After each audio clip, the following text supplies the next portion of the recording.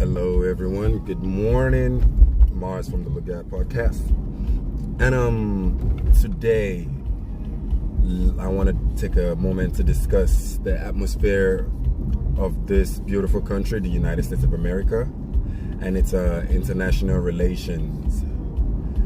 And I want to use the Monroe Doctrine from George Washington as my soliloquy for the situation and where America has found itself in its international relations right now. And to be able to do this, we have to examine at the what's it called?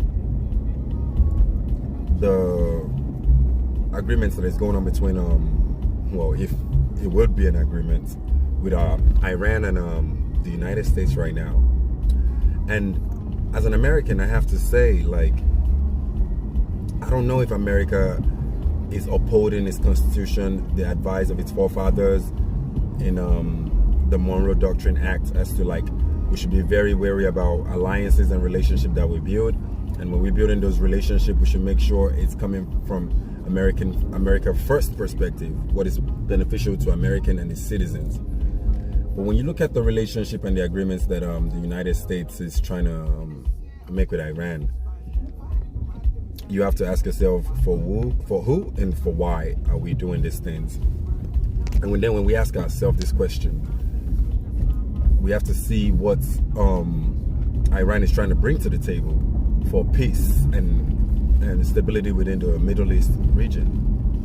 But what America is asking Iran to actually give up is quite interesting. Now I do understand the giving up the nuclear armament chasing that they might be doing, which their Ayatollah, which is their supreme leader and the highest leader of governance in Iran, I said they're not interested in doing these things.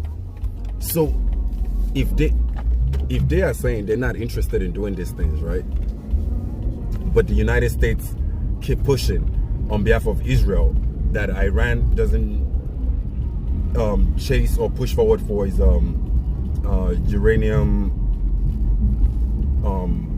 refinement. But the interesting thing is, like, we all agree that Iran should never have a nuclear weapon, which is interesting.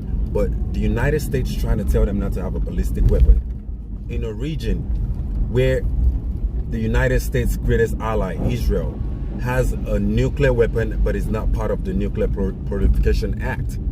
But now you're asking Iran to give up its ballistic missiles.